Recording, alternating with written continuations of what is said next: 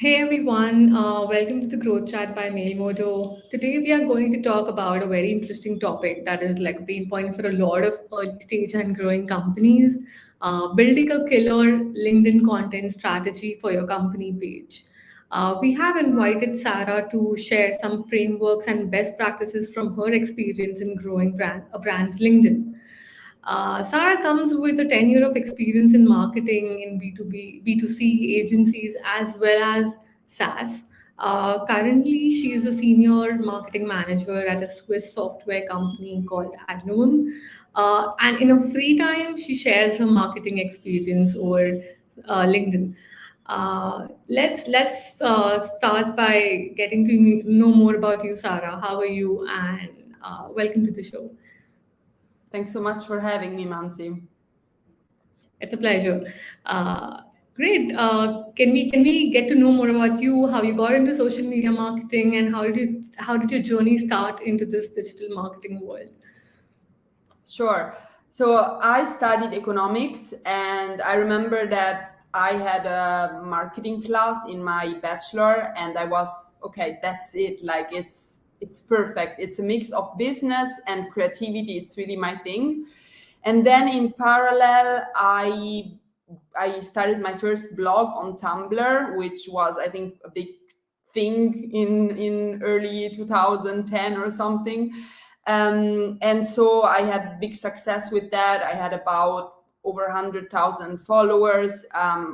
I mean, nobody spoke about monetizing social media at the time, so I kind of lost it at some point. But I loved it so much because I really understood that it's a great way to build relationships at scale and also have a lot of fun. And then, yes, I have a master in marketing. And since then, yeah, I knew that was going to be my life. I had a small stop in sales. And then I mainly worked in B2B since then. And I guess I've always been a generalist, kind of obviously digital marketing generalist. So social media marketing, especially LinkedIn, since we're talking about B2B, has always been a task of mine. But I must say that I've never learned so much firsthand as since I started to post on LinkedIn and build my personal brand on LinkedIn almost over a year ago. So that's how everything comes together. Wow, that's interesting to know, Sarah. Let's move on and let's get to where what we are to talk about here. So LinkedIn, as we know, is very important channel today, and not just for B2B, but also for B2B as well. We see companies like Udemy, TikTok, Netflix, etc., getting their LinkedIn really strong, even though they are a B2C, especially for employer branding. But for B2B, it's especially important to have a strong content strategy because their audience hangs out here the most. And so it's important to have that presence there. So, what's been your go to best practices or frameworks for building a content strategy for a B2B company, especially? And how would you measure the success of that? Sure, you can show a couple of slides that I prepared. Sure. Okay, so for me, whenever I'm talking about content strategy, the first thing that I think about is the audience. And so that's exactly where I would start. I really would put them down, build the personas, do audience research, talk to customers, and really be like, okay, who are my customer groups? So here are a few examples, maybe for a company that has, two customer segments, maybe they have B2C, they have B2B, they have investors because maybe they're on the stock market, and also they have employer branding and the whole employee topic. So it's very important to think who do I want to reach where, so that you also have a test for your content and you're like, okay, this post wants to reach this particular audience. Next. Yes, and then once you've done that, I think you should really map the potential channels that you want to use. Maybe you can prioritize them. So for sure, I mean, I assume that most companies just are not Coca-Cola and they can, blast budget on every channel and have 10 people on every channel. So you need to prioritize and go all into one channel, which is your main channel. And then I would obviously think who's the main audience that I want to reach there. So in this case, this just mock-up obviously. Let's say this company decides that they want to prioritize LinkedIn and they want to reach their B2B clients there. That doesn't mean that they will not reach potential employees or investors or whatever, but they will know, okay, my main goal is to get business out of this channel, basically. And so this also means that the majority of content they need to produce needs to talk to these people. Next. Yes, and regarding content creation, so something that I see a lot of businesses struggling with, also due to where I've worked and my experience, is that kind of social media is an afterthought often, and they're like, okay, we have those blogs, and then on social media we just post links, or whenever somebody's like, hey, here's a picture, so we were at this event, we're going to post that. But actually, I think starting from longer form content like research, or if you have a podcast, and then, you know, drilling it down to do shorter pieces of content really helps with consistency and long-term planning. For example, you can, as I said, you can start from a piece of research or a podcast and then take insights from there and repurpose it for, you know, when you're going to an event and have a keynote, or when your sales team needs material to pitch, or into blogs. Obviously, also the opposite works. You can have a series of blogs and then you can create an ebook, white paper out of it. And then from each of those longer form content, you can always take little snippets and insights to create social media content. And from one blog, you can create, I don't know, 10 or more pieces of content also because for social media, even because you can repurpose it across platforms, or from the same content, you can create a video, you can create a text post, you can create a carousel. And so it's really making the most of what you have and plan long term, which is very important.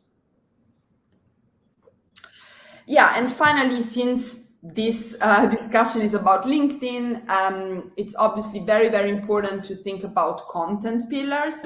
So in our fictional example of a company that, let's say, wants to generate business, so wants to target primarily clients, so not like employer branding, the majority of content, so the biggest pillar for me is knowledge. And this can be something that is related to your offering. Let's say if you're a marketing agency, obviously your content should be about sharing your knowledge, teaching people how they can do Google ads, how they can improve their ROI, or a framework for setting up Google ads, I don't know. And so I think this is really the majority of your content, obviously without pitching. It's pure knowledge that people consume and are like, okay, wow, those guys really know what they're talking about.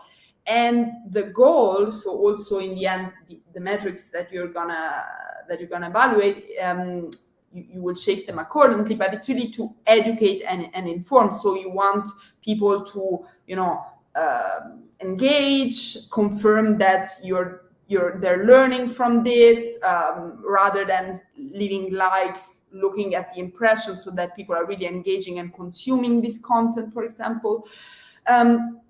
And then the smaller pillars are, for me, people, in the sense that obviously I think culture is always important, especially on social media, because you want to show the people behind the company. You don't want to just pull there a bunch of templates and text posts without any emotion, without any face, right?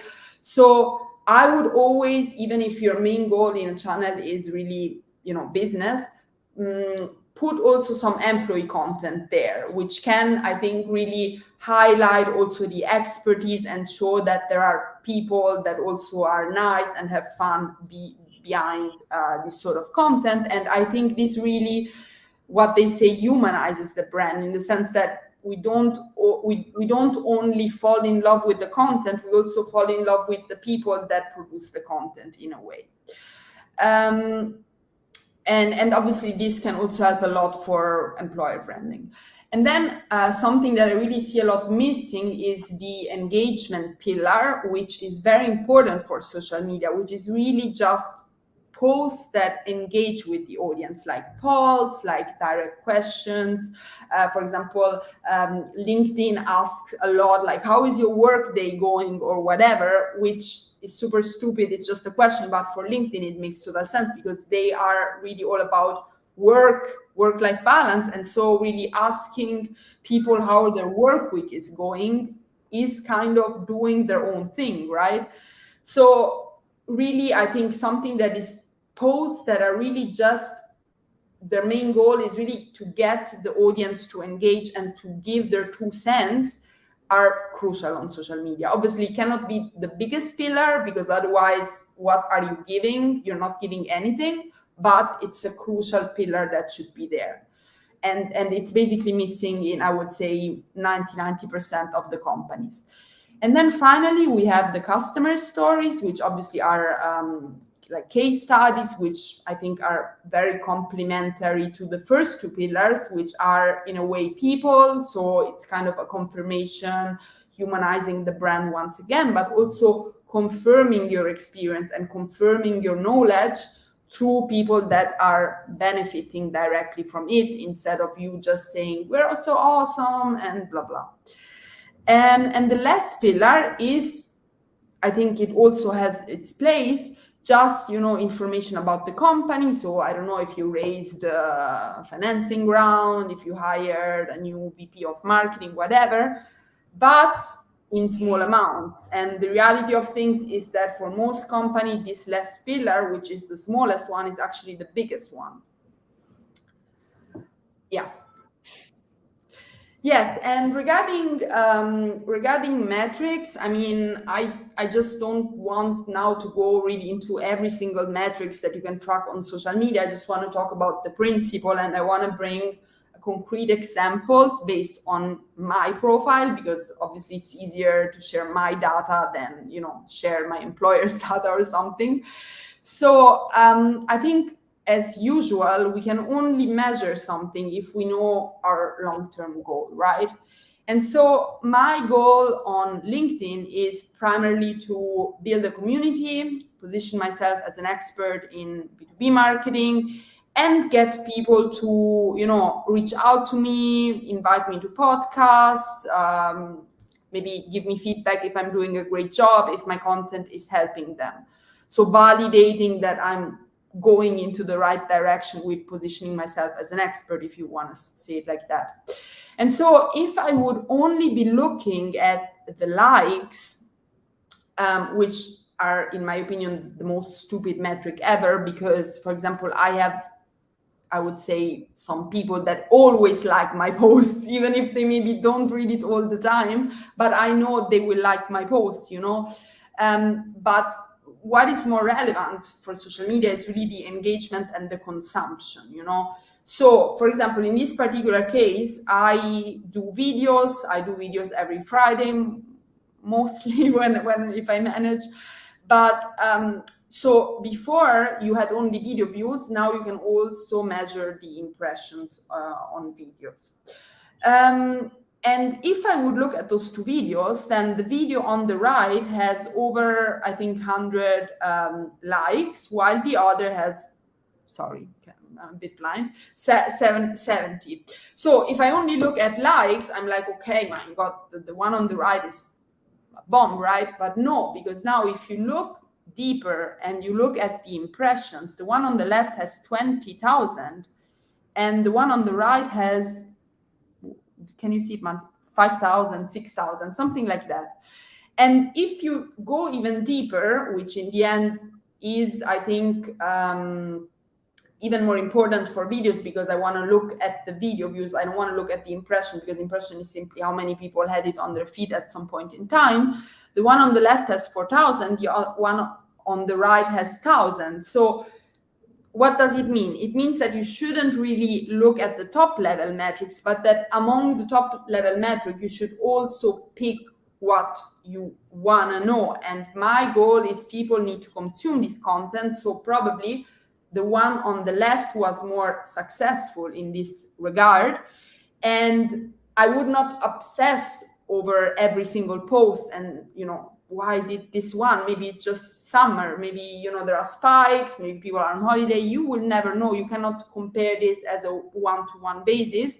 But still, this kind of metrics can tell you a lot if you're going in the right direction, if the content that you're producing resonates. And so I would be like, okay, the one on the left was about TikTok examples. So maybe people are very interested in TikTok examples. Let's produce another part 2 of this video and let's see if I get the same results.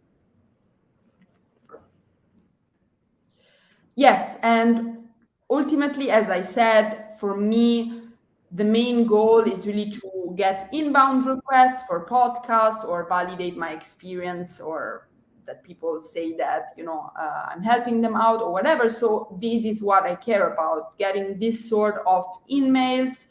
And it's been obviously it's not been happening since day one. It took me at least 5-6 months on this platform of posting, engaging every day before I started getting them. But then it kind of snowballed, and now I get them a lot and a lot and a lot. And so I don't care about the short-term metrics and short-term noise, and if one post gets 2 billion or 1 like. I care about this, and as long as I get this, I'm doing well. And I think that's exactly also what companies should do, meaning, they should be, okay, so if I want to get clients out of this platform, then obviously it's not like in a personal account that people will, send you emails, but yes, you will measure it on your website indirectly. You will measure it with the people that, get sales demos or whatever, that tell you, hey, I saw it on LinkedIn, whatever. So you have to look at that and not at the likes and all these things also, because 99% of company pages, all the likes are from employees, right? So, yeah. Awesome. I completely agree with a lot of points that you shared, and even we follow a lot of them on Mail Modo. Great. So that was really detailed and really helpful, Sarah. The framework and the matrix to measure success and everything. I think it really makes sense. Thanks a lot for sharing that. Let's move on from here. So let's talk about. When we are talking about building this content, what do you think? Should this content be built in-house, or should we have a ghostwriter or an agency work on your socials? How do you think it should go? Yeah, I think the strategy should always be in-house, because we know our business, we know our clients, we know we are fast at adjusting, right? While agencies don't know this and they just mostly execute things, right? So I really think a lot can be outsourced that requires a lot of time. For example, maybe scheduling, maybe analyzing, doing reports, or even editing if you're doing videos. But I think the strategy should be in-house, because in the end, I think content strategy is a business strategy. Would you outsource your business strategy? I don't think so. So why would you outsource your customer strategy, your content strategy? And also, I mean, all the feedback that you receive in the comments, if you're doing a great job, is so important. And how is an agency gonna engage with that? What are they gonna say? Especially if you're not marketing to marketers, it's even more complicated, because I mean, for example, we are marketing to chief technology officers, for example, so not even I can actually reply myself to the comments if I don't have a subject matter expert, but at least I know the business, right? Imagine a marketing agency would be completely lost. So yeah, the short answer is keep the strategy in-house and outsource the admin part. Great, awesome. So, also a lot of brands do leverage their founders LinkedIn account to sort of help them get more followers, get more views. So what do you think about like how can one go about leveraging your founders account better, or yeah, I mean, to get traffic on your company page, basically? How can you leverage that? Okay, I think here it's important to make a couple of distinctions. So if you're a marketing agency, so if you're, or a SaaS that's marketing to marketers in a way, then it makes sense in a way, because obviously the CEO has authority, builds their authority. Let's take like Refine Labs. Obviously everybody is thinking about them anyway. So yeah, I mean, then it makes sense, because when you see Chris Walker, you're like, okay, I really trust this person. He knows so much, and then everybody in the team is kind of pointing also the same content in a way, and yeah, it's just a mix that works. But if maybe like in another company, the CEO is especially not really in the field of the company, let's say an engineering company, and the CEO is rather a business guy, for example, then he would have less credibility for engineers, and for the engineers they're marketing to. And I believe that building a personal brand based on what somebody else tells you to write is completely dead, So I would not recommend it. So maybe in a case like this, it makes more sense that the employees that are engineers build their personal brand, because then also the target audience will trust them more and see them as peers.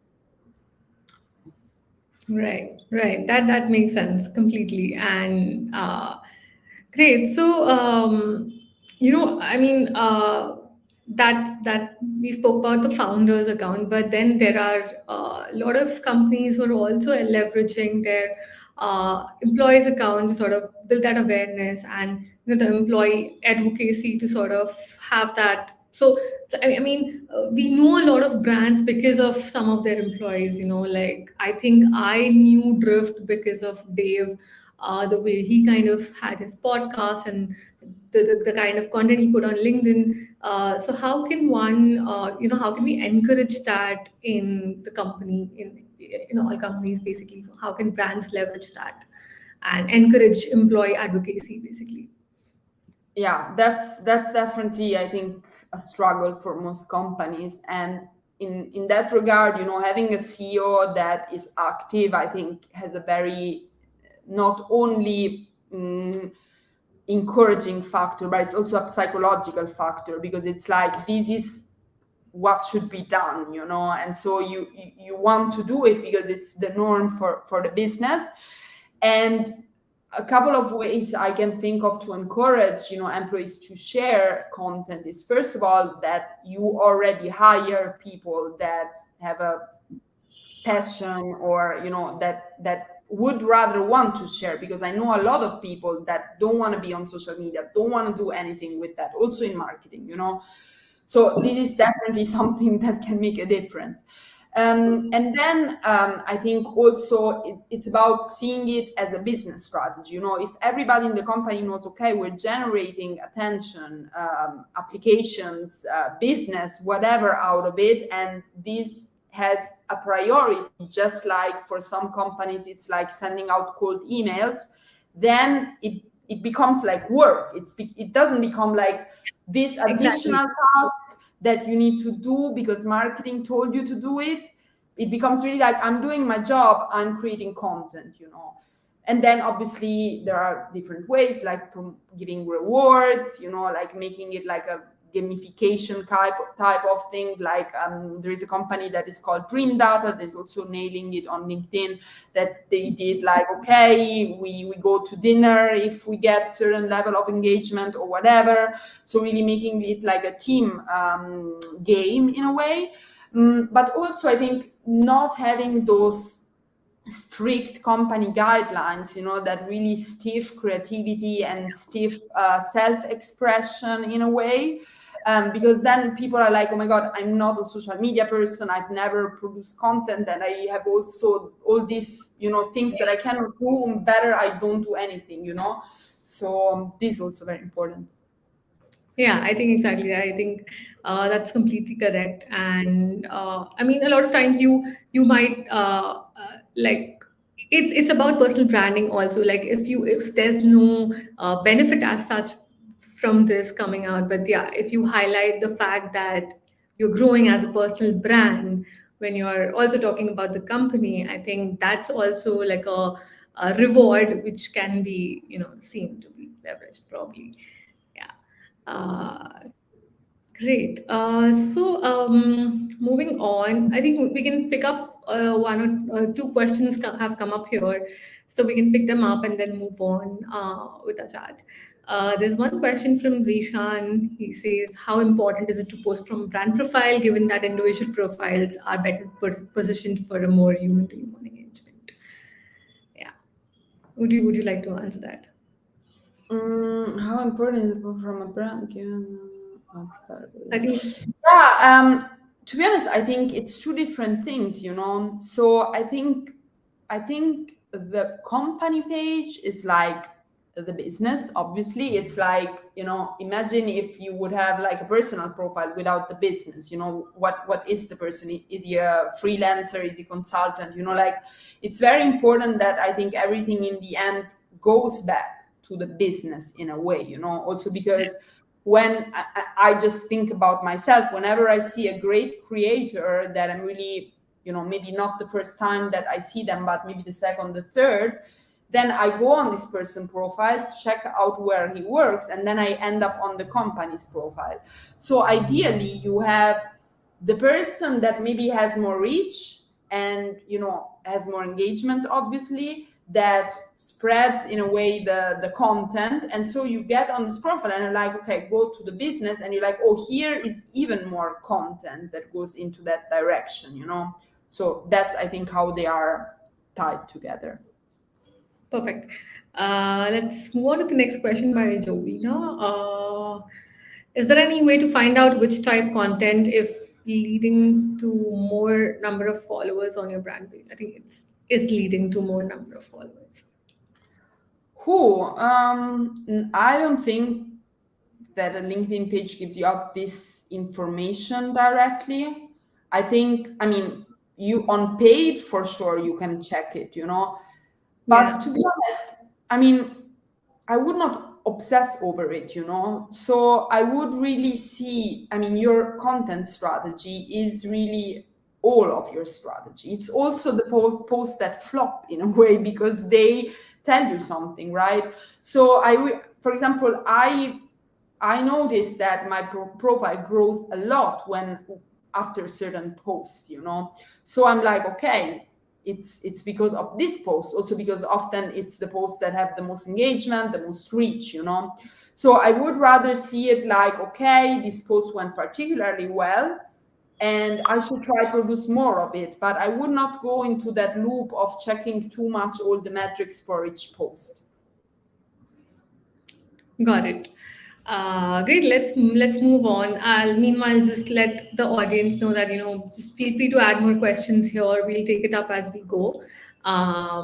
Cool. So let's go to our next question here. What do you think are the major some of the major do's and don'ts when it comes to LinkedIn? Like what have you seen companies doing wrong, and what can we learn from it?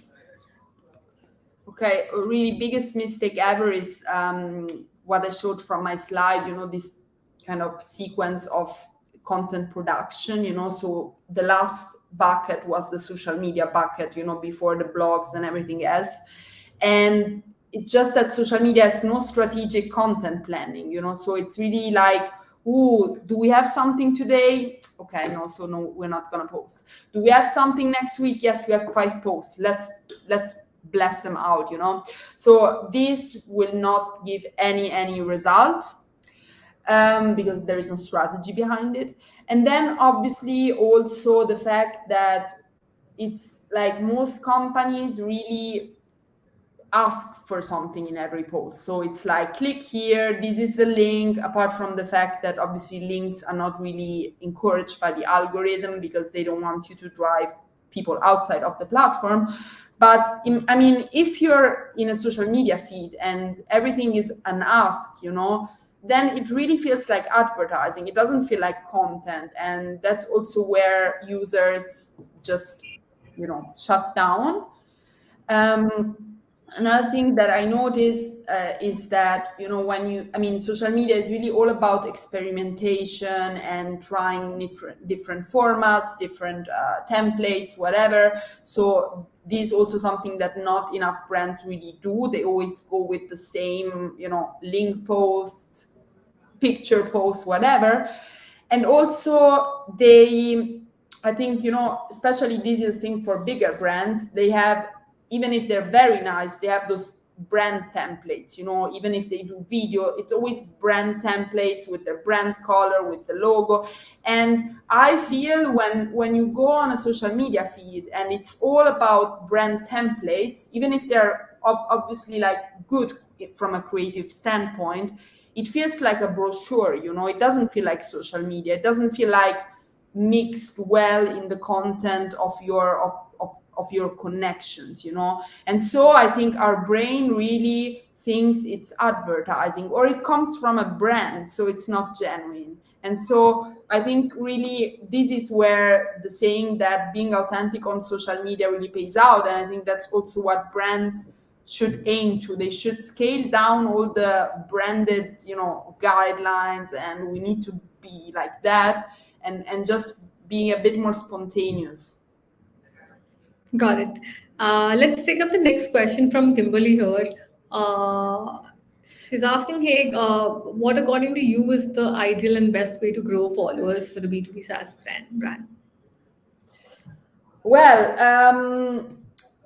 I think you really need to create a content strategy. Sorry, I go back to that because honestly, it's not that different than growing a personal profile, except, the only difference is that you can do ads on a brand profile, and I think you should also do ads to grow it because it's going to grow a lot faster.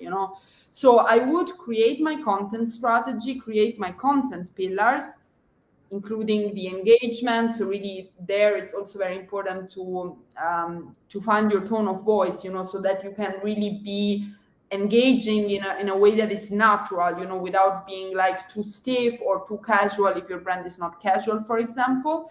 But then I would also always run ads that are not necessarily lead generation ads, that are also pure, sponsor a video, sponsor text post, sponsor I don't know, another type of post, carousel, whatever you want to sponsor, and not treat them so differently than the organic post. Actually, when you see an organic post that is performing well, you sponsor it and you create more of that. Got it. There's one more question from Kimberly. According to you, which is more important for a better reach? Initial comments on the post, hashtags that people use in the post. Sorry. Oh, honestly, I don't know. I've been posting on LinkedIn for over a year and I still honestly have no idea.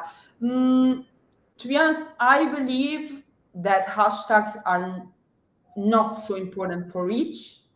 I think they are important for categorization in the sense, and I also think of that because Instagram some time ago said, really confirmed that hashtags are completely useless for reach, and we're talking about Instagram. So imagine, Instagram uses is the hashtag, right? So my opinion is hashtags are important, so you stick in a niche, you fit in a niche.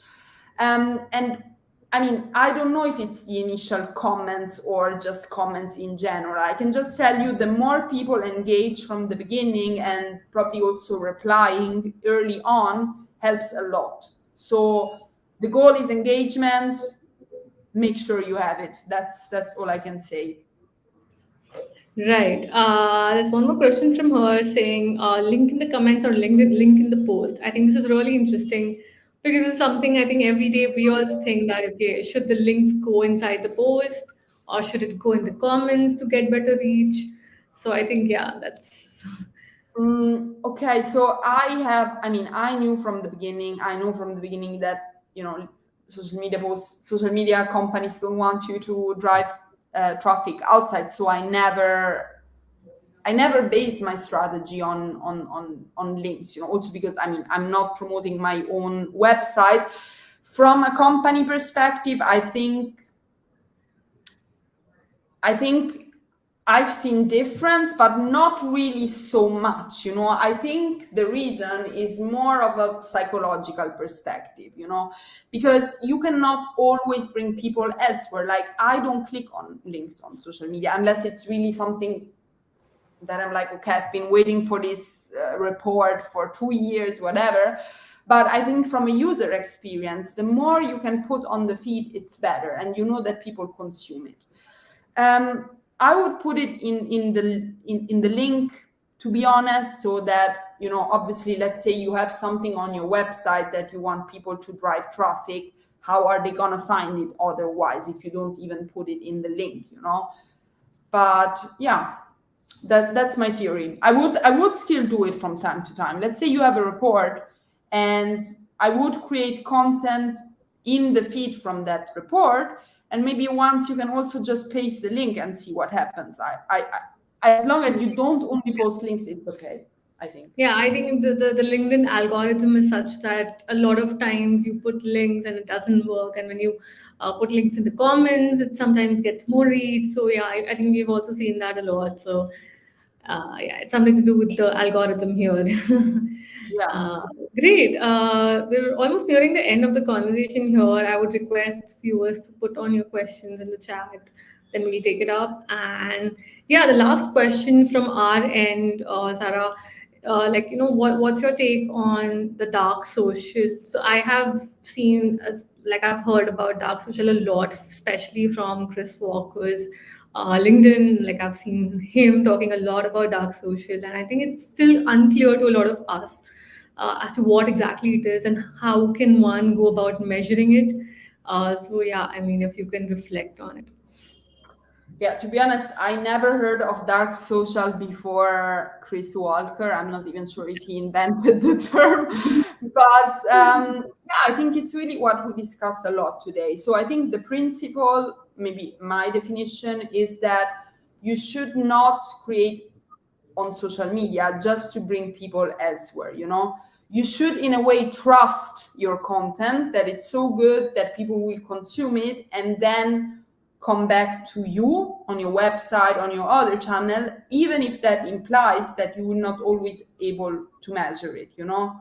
And so I think obviously he discusses a lot this hybrid attribution approach, which I think is the only way to really measure your social media channels if you don't always link, because if basically the attribution software, if I say, if somebody sees, let's say I post this video after we record it, people will see it on LinkedIn, and then they go, I don't know, on my website if I had one. The attribution software will say, I don't know, Google, direct, whatever, right? Yeah.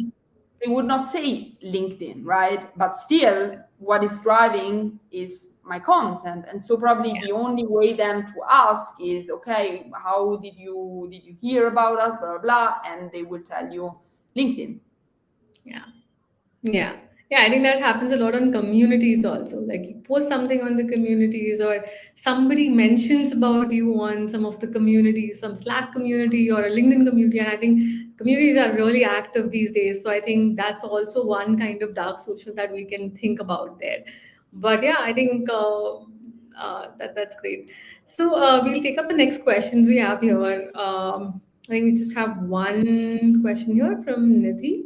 How do you strategize for a company on LinkedIn whose audience is primarily on YouTube and Facebook? That's a good question, I think. To be honest, I would ask you, why do you want to be on LinkedIn if your audience is not there primarily? You don't have to. I think you have a good base of cross promoting, especially with YouTube. You will have a lot of videos, so you can do a lot of video snippets without much effort. But I think the question is just a bit weird, because if you created this matrix that I showed you before, and you know that the main audience is, Facebook and YouTube, then go all in on those two, and you have enough work, unless you are a team of 10. And even if you're a team of 10, put more effort in those two, create more videos, create videos every day, Yeah. Yeah, I think that makes sense, that your focus should be on the channels that where your audience hangs out the most. But then I think LinkedIn still can be used for employer branding, probably, because people who want to look for jobs in your company could probably come to LinkedIn and search for you. So I think, yeah, I think for employer branding, LinkedIn could be still used there. Yeah. Great. We'll take up the next question from Nisha here. Frequent posting can give a pressure on how to handle the pressure and at the same time be creative. Yeah, I mean, Um, that's a good question I, again. I Yeah. think I mean, I'm not sure if you're talking about personal profile or company profile, but I think, I mean, in the end, as I said, if you have long form content, you can plan really a lot of content before, and in the end, it's really about, you will have a few, possibilities, like a video, like a slideshow, and you will always repeat them in a way, in like intervals that are more or less spread. And also maybe creating series, like, for example, I created this video series about ads that don't feel like ads, and so I have like a thread that is like a motive, and this leads me makes a lot easier than just every time, oh, I have to do a video, and now what do I talk about, so, and still I post 3 times a week, so I think I don't post every day, and I really notice that it just stresses me out, and the quality isn't good if I post more frequently. So I think space it in a way that you're constant, and it's not like once a month, because otherwise, if you're constant, Yeah. won't help you a lot. But still, that gives you the time to think, to create good content as frequently as you can. Yeah. I mean, consistency is, of course, important. So I think, yeah, we need to maintain that as well as being creative. Okay, we have one more question here from, I think, Soumya. A link can include much more information than the feed we can display on LinkedIn. What would be the best strategy for displaying a large amount of content on LinkedIn to pull the reader's interest? Yeah, but that's, I think, what I said before, in the sense that from, for example, one blog post, you can create, many posts, or many image posts, or many infographics. So you don't have to put all the information that is on the page in one single post, but you can create multiple posts out of it. And with video, obviously, you can talk a bit longer as well, even if, to be honest, I would not recommend like 10 minutes long videos on LinkedIn. So I think the answer is also shifting the mindset that you have to say everything in one place. And it's actually great, because then you produce one blog post and you have content for 2 weeks. It's excellent, in my opinion, right? Yeah. And I think I just to add here, I think spacing is also important in your content. If you're also putting like large content, like I've seen Gong's posts and they're really well put. They have like a lot of spacing in their posts, so that makes it really readable, I would say. Yeah. So yeah, that's just. So one last question, I think you're from Roshni. What kind of format of content do you think B2B companies can post to promote as well as build community? I think we've discussed this with the content pillars already, but if you have anything more to add here. Mm, I don't get the question that much. So build community, what do you mean? Like, I mean, for me, build community means kind of have a lot of engagement, have people interacting with me in the posts, right? So and promote is a different thing. So promote what? Promote the community, promote their offerings. So Yeah, I don't really get this question. I think to promote the product, I mean, to sort of probably create awareness around it and get more customers from your socials. Basically, I think it could be. Uh, I mean, that's what I'm. I think it's really not about, one specific format. It's really about the whole content strategy that I showed you before. So it's really about having a solid pillar that is about knowledge, and then also having the other pillars as well, because those other pillars will also give you the engagement. And but obviously it's not like tomorrow. So it's very different than the idea of posting a link and having registrations like 1 hour later. It's really like planting a seed day after day after day after day, and at some point it blows up. Yeah, yeah. I mean, that makes sense completely because you can't expect like you put a post and then you get a customer from that. I think it's a process, it's a whole process, and a lot of times they're not even coming from LinkedIn. They'll see your post and probably they're going somewhere else and then searching for you. So you might not know that it came from there. So yeah, I think what you said is completely correct. Um, Great. I think we don't have any more questions here. Sarah, is there anything you'd want to share, like a parting note or something with us before we close this? No, everything is great. Thank you. It was really, really fun. I love the questions. I love the conversation. And yeah, follow me on LinkedIn. That's where I live. And see you next time. Yeah, yeah. Thank you so much, Sarah, for joining us. It was a pleasure speaking to you. And I'm sure we all got to learn a lot from this. I'll be sharing the recording with everyone here so you didn't miss on anything in case you didn't watch it or, joined halfway through. Yeah, thank you so much all for joining. Thanks, Sarah. Bye bye. Have a great day. Bye, Nanzi. Bye bye. Bye bye.